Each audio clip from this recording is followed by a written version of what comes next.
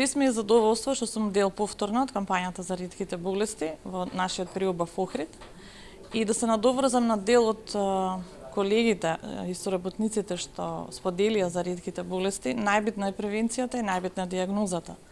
Зошто? Раната превенција спречува понатамошни компликации, а раната дијагностика исто така. Затоа што не е исто доколку е некоја ретка или ултраретка состојба се дијагностицира доцна и се дијагностицира на време. Јас не сум директно вклучена во раната дијагностика на ретките болести, но и како ги гледам последиците од доцната дијагноза и ненавременото лекување на самите пациенти, односно на компликациите. Не знам што плюс. Индиректно, затоа што кога една ретка болест ќе се појави во едно семејство, не е само еден пациентот, не е само тој што боледува целото семејство, боледува и неговото пошироко семејство. Така да и не е толку ретка таа состојба. Тој изискува чести посети,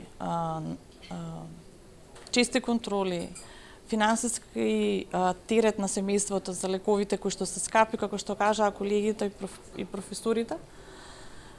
Доколку нешто навремено се дијагностицира, ќе може навремено да се спрешат компликациите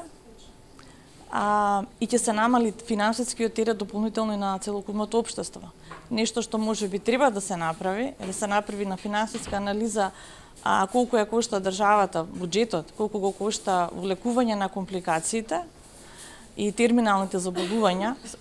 Можам јас да говорам за нефролошките терминални заболувања.